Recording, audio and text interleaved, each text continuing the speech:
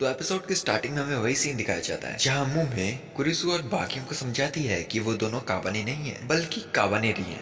हाँ मतलब काबाने और इंसान के बीच के लोग। और मुंह में वापस अपने कपड़ों को ऊपर कर लेती है। बट कुरिसु कहता है कि मुझे बस यही पता लगा कि तुम लोग इंसान नहीं हो और उन पर बंदूक से निशाना रख देता है। और मुंह को भी ये बात बिल्कुल पसंद नहीं आती और वो कहती है अगर तुम मेरे दुश्मन हो तो मैं तुम्हें मार दूंगी। और कुरुसु पर एक कंचे से अटैक करती है जिसकी रफ्तार एक बुलेट जैसी होती है। बट कुरुसु उसे अपनी बंदूक से रोक देता है और कहता है काबाने इंसानियत के दुश्मन है। और मुंबई को भी इस बात से ज्यादा फर्क नहीं पड़ता और वो दोनों शायद लड़ने ही वाले होते हैं, लेकिन लेडी आई में वहां पर आ जाती है और कहती है अगर ये दोनों वहां पर नहीं होते तो हम सब कब के मर चुके होते। पर कुरुसु बात नहीं मानता और कहता है मैं काबाने को यहाँ पर नहीं रहने दे सकता। और इकुमा कहता है वो सही कह रहा है और वहां से जाने लगता है। पर मुंह में उसकी एंट्रेंस में खड़ी उसकी पेट में लात मारकर उसे वहीं पेल देती है और कहती है तुम एक काबानेरी हो, तुम्हारा शरीर काबाने का होगा लेकिन तुम्हारा दिमाग अब भी इंसान का है। और मुंह में फिर आया में से कहती है ये टीन की डब्बी कोंगाकू तक जाएगी ना। और लेडी आई में हाँ कहती है। और कोंगाकू जो है वो शोगन की सबसे शक्तिशाली जगह है। और मुंह में कहती है अगर हम वहीं जा रहे हैं तो मुझे भी साथ में ले जाओ, ये करो और मैं वादा करती हूँ कि हम यही वाले हिस्से में रहेंगे। और इकुमा मुंबई को कुछ कहने ही वाला होता है लेकिन मुंह में इकुमा के सबसे गलत जगह लात मारकर उसे गिरा देती है। और उसका गिरने के बाद भी उस पर एक और अटैक करती है और इकुमा वहीं पर बेहोश हो जाता है। और बाकियों को कहती है वैसे मुझे फर्क नहीं पड़ता तुम मेरी बात मानते हो या नहीं। और सीन यहाँ पर स्किप होता है और हम देखते हैं कि कुछ लोग आयरन फोर्ट्रेस को ठीक करने में लगे हैं और ट्रेन के अंदर काजिका सभी लोगों को खाना बांट रही है। और हर एक बंदे को वो एक एक ही मिल रहा था कम सप्लाई होने के कारण। और काजिका एक औरत को चुपके से वो दो दे देती है और कहती है कि आपके होने वाले बच्चे के लिए। हाँ मतलब वो औरत पेट से थी।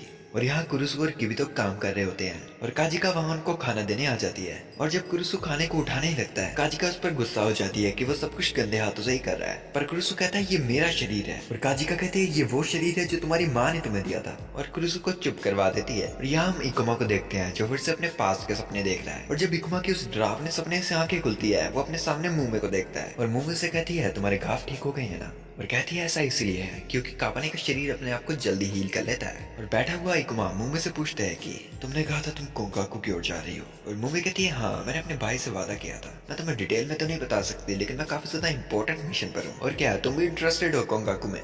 और इकुमा कहता है वो सबसे ज्यादा आगे हैं काबाने की रिसर्च में, इसीलिए वो शायद काबाने की वायरस के बारे में कुछ कर पाएंगे। और मुंबई को बताता है कि ऐसा नहीं है कि मैं तुम्हारी कहानी पर बिल्कुल यकीन करने लगा हूँ, पर अगर मैं इस जगह पर 3 दिन तक बंद रहा और मेरा दिमाग फिर भी इंसान का रहा तो ये साफ हो जाएगा। और मुंबई कहती है फिर ये डिसाइडेड है कि तुम मेरे साथ हो और तुम मेरा कवच हो। और उसे बताती है कि तुम्हें पता है जब मैं ज्यादा देर तक लड़ती हूँ तो मैं सो जाती हूँ, इसलिए मुझे एक चलता फिरता कवच चाहिए। और वैसे भी अगर तुम्हें काबाने ने काट भी लिया क्या ही फर्क पड़ेगा। और इकुमा इस बात पर गुस्सा होता हुआ खड़ा होता है पर मुंबई से पंच मारकर फिर से वहीं गिरा देती है। और उसे कहती है खड़े हो हम वापस शुरू करने वाले हैं। और इकुमा कहता है क्या शुरू करने वाले हैं। और मुंबई कहती है बेशक हम ट्रेनिंग शुरू करने वाले हैं, तुम्हारी ये स्टेट में तुम कवच के काम के भी नहीं हो। और फिर से इकुमा को मारने लगती है। और यहाँ पर तो इकुमा की ट्रेनिंग शुरू हो जाती है। यहाँ पर एक बड़ा लेडी एम से बहस रहा होता है कि आखिर तुमने काबाने को अंदर कैसे आने दिया, उन दोनों को कभी बाहर फेंको। पर लेडी एम नहीं मानती और कहती है कि उन्होंने हमारी जान बचाई है और साथ में उन्होंने हमसे वादा किया है कि वो अपनी जगह पर ही रहेंगे। पर वो सभी बुढ़ाऊ नहीं मान रहे होते और कहते हैं कि क्या तुम्हें सच में लगता है कि काबाने अपने वादे रखेंगे। पर एक प्रॉब्लम के चलते हुए दूसरी प्रॉब्लम भी वहां आ जाती है। काफी ज्यादा लोग लेडी एम के सामने आके बैठ जाते हैं और कहते हैं प्लीज ट्रेन को रोको, हम सब एक फ्यूनरल रखना चाहते हैं अपनी फैमिली के लिए प्रे करने के लिए। क्या तुम सच में ये चाहती हो कि वो सब लोग स्वर्ग में ना जाएं।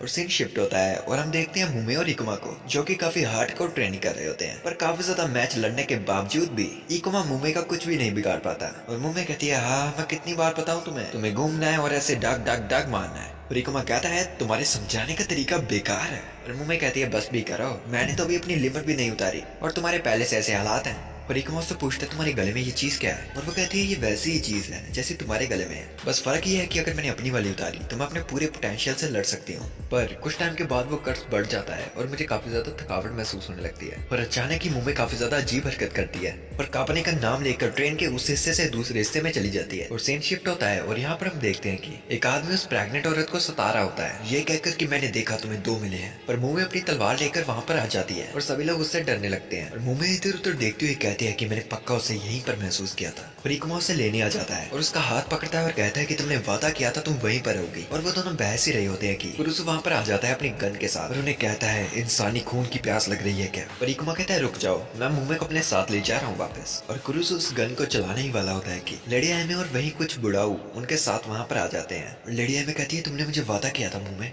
पर मुंह इस बात से चिढ़ते हुए कहती है कि अगर मैंने तुम्हें बता भी दिया तो तुम फिर भी नहीं समझोगी। और बाकी सभी लोग लेडी आयमे को भड़काने लगते हैं कि इन काबाने को बाहर फेंको। और मुंह भी उन्हें चिढ़ाते हुए कहती है कोशिश कर लो। और उन सबकी बहस चल ही रही होती है कि सामने गेट से एक बंदा आता है और कहता है कि मेरे पास एक बुरी न्यूज है, जिन वाटर टैंक को हमने जोड़ा था वो फिर से लीक कर रहे हैं, मतलब हमारा अगले स्टेशन पर पहुंचना नामुमकिन है। और यहाँ पर सीन शाम के टाइम पर स्किप होता है और हम देखते हैं कि आयरन फोर्ट्रेस को एक वाटर टैंक के पास रोका जाता है ताकि वो पानी इकट्ठा कर पाए। उसे रोकने के बाद सभी गार्ड छत पर चढ़ जाते हैं और चेक करते हैं कि उनके आसपास कावने हैं या नहीं। और कुरुसु लेडी आयमे को बताता है कि हमारे आसपास कोई भी कावने नहीं है। और लेडी आयमे अपने सामने खड़े आदमी को पूछती है कि वाटर टैंक को ठीक करने में कितना टाइम लगेगा। और वो आदमी कहता है शायद कल तक हो जाए और तब तक के लिए हम ध्यान रखने वालों की ड्यूटीज को शिफ्ट में रख सकते हैं। और वैसे भी ट्रेन रुकी गई है तो वो लोग फ्यूनरल भी रख सकते हैं। और कहती है वैसे मुझे भी अपने फादर के लिए विश करनी है। और कुरुसु उस बात पर मान जाता है। और अगला ही सीन हम ये देखते हैं कि जहाँ पर सभी लोग फ्यूनरल मना रहे हैं और गार्ड्स अपनी ड्यूटी दे रहे हैं। और कुरुसु भी अपने पूरे गार्ड में होता है और साथ ही साथ ट्रेनिंग कर रहा होता है या उसके जैसा ही कुछ। और हमें वही प्रेग्नेंट लेडी दिखाई जाती है जो कि काफी ज्यादा तकलीफ में थी। और लेडी आयमे का ध्यान पड़ता है कुछ लोगों की तरफ जो इकुमा और मुमे के लिए कोई साजिश रच रहे थे। और सीन शिफ्ट होता है और हम एक लड़के को देखते हैं जिसका नाम सुकारी होता है। और उसका पार्टनर प्रे करने के चक्कर में अपना काम नहीं कर रहा होता और वो काम अकेले बंदे का है भी नहीं था, जिसकी वजह से सुकारी वो अकेला नहीं कर पाता। युकिना वहाँ पर आ जाती है और कहती है मैं तुम्हारी मदद करती हूँ और उसकी हेल्प करने लगती है। और सुकारी उससे पूछते हैं क्या तुमने भी कोई खोया है क्या। और युकिना कहती है हाँ मेरा टीचर। तो सुकारी उसे चिढ़ाते हुए कहता है कि कितना कर करीबी था तुमसे वो टीचर। और युकिना कहती है मुझे तुमसे घिन आती है। और सुकारी हंसते हुए कहता है इस तरह का ही बंदा हूँ मैं। और वो दोनों बेहसते काम करते रहते हैं। और सीन शिफ्ट होता है और हम मुमे और इकुमा को देखते हैं जो कि अभी भी ट्रेन में ही बैठे हैं। और मुमे से पूछती है तुम प्रे नहीं करने वाले क्या। और इकुमा से बताता है मैंने अपनी फैमिली को सालों पहले गवा दिया था। और मुमे कहती है मेरी तरह ये काफी कॉमन स्टोरी है, अपनी फैमिली काबने से खो देना। और मुमे से पूछती है तुम्हारे राइट हैंड में क्या है। और इकुमा अपना हाथ दिखाते हुए कहता है ये तो बस एक पत्थर है जो मुझे एक रिवर के पास मिला था जब मैं अपनी बहन के साथ था। और मैंने उससे बोला भी था वो दोनों रख सकती है, पर उसने कहा हम दोनों एक एक रखेंगे ताकि ये गुड लक शाम बन जाए। हाँ वो चीज 5 साल पहले हुई थी। काबाने ने हमारे स्टेशन पर हमला कर दिया था, सभी बड़े लोग डर के मारे भाग गए, हम अकेले रह गए थे। पर मेरी सिस्टर को एक काबाने ने पकड़ लिया था। पर तुम्हें क्या लगता है उसके बेवकूफ बड़े भाई ने क्या किया, वो वहाँ से भाग गया ये बहाना लगाकर कि वो किसी की मदद लेके आएगा। पर जब मैं वापस आया मेरी बहन जमीन में लेटी थी और एक काबाने बनने वाली थी और मैं उसके पास बैठकर बार बार माफी मांगता रहा, पर उस सब का कोई फायदा नहीं था और मुझे अपनी बहन को सुसाइड बैग से मारना पड़ा। मुझे तब भागना नहीं चाहिए था, लेकिन अब फायदा ही क्या है, मेरी बहन वापस तो नहीं आ सकती। और मुमे अपनी जगह से उठकर कहती है कि ये काफी कॉमन कहानी है कि कमजोर मर जाते हैं और शक्तिशाली जिंदा रह जाते हैं। और हम ट्रेन के बाहर काफी ज्यादा लोगों को देखते हैं जो कि उन दोनों पर हमला करने के लिए आए हैं। पर लेडी आयमे वहाँ पर आ जाती है और उन्हें कहती है कि उन दोनों ने हमारी जान बचाई है फिर भी तुम ऐसा कर रहे हो। पर उनमें से कोई भी नहीं मानता और कहते हैं कि वो काबने हैं। और लेडी आयमे ट्रेन के अंदर आती हैं जहाँ पर मुमे और इकुमा थे। और मुमे आयामे से कहती है तुम्हारे दोस्त कुछ ज्यादा ही नहीं भटक रहे, जो कि इशारा था बाहर खड़े लोगों की ओर। और मुमे कहती है ठीक है लड़ना है तो आ जाओ। और ट्रेन से बाहर छलांग मारकर सीधे उन लोगों के पास पहुंचती है। और इकुमा दूर से कहता है मुमे इन्हें भड़काओ मत। और वो सभी आदमी मुमे को घेर कर चिल्लाने लगते हैं देखा मैंने कहा था ना कावाने हमारे दुश्मन है। और लेडी आयमे ट्रेन के ऊपर से चिल्लाती है बस वहीं पर रुक जाओ। और उसी वजह से मुमे की उस लड़ाई से सीरियसनेस चली जाती है और वो वहां से चली जाती है। और यहाँ पर सीन शिफ्ट होता है और हम उसी प्रेग्नेंट लेडी को देखते हैं जो कि प्रे कर रही थी। और हमें देखने को मिलता है उसके साथ कुछ तो गलत है। हाँ वो काबाने बनने वाली थी और इस बात का अंदाजा उसे भी था, पर वो अपने होने वाले बच्चे के लिए रो रही थी। और इस बात को सोचकर वो काफी ज्यादा दुखी होती है कि वो उसे नहीं बचा पाएंगी। और हम देखते हैं कि वहाँ पर मुंह में भी आ जाती है और सभी सोल्जर्स उस पर गोलियां खड़ी करने लगते हैं। और मुंह में परेशान होकर बोलती है ये लोग भी वैसे ही है, मैं यहाँ पर लड़ने थोड़ी ना आई। और मुंह में काजिका के पास जाकर बोलती है क्या तुम मेरी एक मदद कर सकती हो।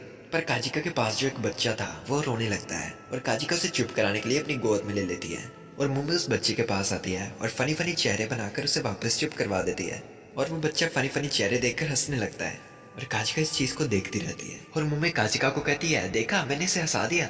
और दूसरी तरफ हम इकुमा को देखते हैं जिसे लेडी आयमे कहती है इकुमा मुझे याद है तुमने मेरे फादर को कहा था कि कभी भी गलत टारगेट पर निशाना मत करो। और ये कहते हुए वो इकुमा के सामने एक छोटी तलवार करती है और इकुमा पर अटैक कर देती है, जिसे इकुमा रोक तो लेता है। और लेडी आयमे इकुमा से पूछती है क्या काबानेरी हमारी दुश्मन है या दोस्त, क्योंकि सभी लोगों की जिंदगी मेरे ऊपर दांव करती है तो ये जानना भी मेरा ही फर्ज है। और इकुमा उस खंजर को अपने दिल में जाने से रोके रखता है। और आयमे उससे पूछती है कि आखिर तुम अपने दूसरे हाथ से मुझ पर अटैक क्यों नहीं कर रहे, और आखिर तुम मुझे काटने की कोशिश क्यों नहीं कर रहे। लेकिन इकुमा उससे कहता है मैं नहीं कर सकता क्योंकि मैंने वादा किया है कि मैं कभी भी नहीं भागूंगा, मैं खुद को बचाने के लिए दूसरों की जिंदगी बर्बाद नहीं कर सकता। और नीचे खड़े लोग भी उसकी बातें सुन रहे होते हैं, लेकिन इकुमा फिर भी नहीं रुकता और कहता है मैं सिर्फ एक ही चीज के लिए जिंदा हूँ और वो है हर एक काबानी को मारने के लिए। और ये बात सुनने के बाद लेडी आयमे भी अपने खंजर को वापस रख लेती है और बाकी नीचे खड़े सभी लोगों को कहती हैं, अब तो तुम सबको खुशी मिल गई होगी, और अगर फिर भी तुम्हें लगता है कि ये आदमी हमारा दुश्मन है तो वो इंसान यहाँ पर खुद आके चेक कर सकता है। लेकिन वो सभी लोग वहाँ से जाने लगते हैं और इकुमा ये देखकर काफी सरप्राइज होता है और इकुमा और आयामे ट्रेन के अंदर आ जाते हैं, जहाँ लेडी आयमे इकुमा से माफी मांगती है उसे ऐसे टेस्ट करने के लिए।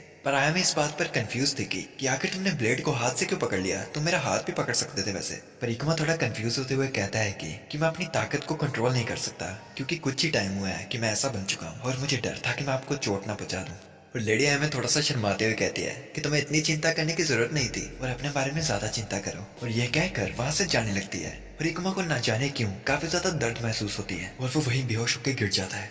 और ये देखते हुए लेडी आयमे चिंता में उसके पास जाती है और देखते हैं कि उसके हाथ से खून बह रहा है। और दूसरी तरफ हम देखते हैं कि मुंह में बच्चों के साथ खेल रही होती है और जो लेडीज का ग्रुप था वो सब भी अब मुंह में से नहीं घबराती और इतना हंसना खेलने के बाद मुंह में कहती है कि मुझे अब भूख लग रही है और काजिका उसे सूप ऑफर करती है। पर मुंह में उसके पास आते हुए कहती है, नहीं मुझे वो नहीं चाहिए, मुझे बस खून दे दो। और बाकियों की उसकी बात समझ नहीं आती तो इसलिए वो फिर से कहती है, मुझे खून दे दो, हाँ वही लाल कलर की चीज। और काजिका डरते हुए कहती है, पर तुम तो काबानेरी हो। पर मुंह में कहती है, मैं आधी काबाने हूँ। और दूसरी तरफ हम देखते हैं कि लेडी आयमे इकुमा का ध्यान रख रही है और इकुमा थोड़ी सी अपनी आंखें खोलता है और हम देखते हैं कि उसकी आंखें अजीब और लाल कलर की है। और दूसरी तरफ सभी औरतें मुंह में को गालियां निकाल रही होती हैं और उसके ऊपर चीजें फेंकने लगती हैं जो कि मुंह में काफी आसानी से डोज करती है और उनके पास आने लगती है, ये कहकर कि ये मेरी गलती नहीं है कि मुझे भूख लग रही है। और दूसरी तरफ लेडी आयमे इकुमा के लिए एक साफ कपड़ा तैयार कर रहे होते हैं जिससे वो उसकी इंजरी को बांध सके। पर उसके पीछे ही हम इकुमा को देखते हैं जो कि बिल्कुल भी होश में नहीं था और लेडी आयमे पर अटैक करने वाला था। और सीन शिफ्ट होता है और हम देखते हैं कि जहाँ पर मुंह में थी उसी जगह एक काबाने आ जाता है जो कि और कोई नहीं बल्कि वही प्रेग्नेंट लेडी थी। और मुंह में ये देखकर अपने गले से रिबन को उतार लेती है और अटैक करने के लिए तैयार हो जाती है। लेकिन काजिका उस लेडी को अच्छे से जानती थी इसलिए वो मुंह में को रुकने के लिए कहती है, लेकिन मुंह में बिना किसी के सुने उस प्रेग्नेंट लेडी को मार देती है जो कि वैसे भी मारी जा चुकी थी एक काबाने बनने के कारण। और वहाँ सभी लोग ये देखकर मुंह में से काफी ज्यादा डरने लगते हैं। और दूसरी तरफ हम ये देखते हैं कि इकुमा ने लेडी आयमे पर अटैक कर दिया है और अपने दांत उनके पास लाकर उन्हें खाने ही वाला है। और उसके बाद एपिसोड एंड हो जाता है। मुझे भी क्लिफ हैंगर पर एपिसोड एंड करना पसंद नहीं, लेकिन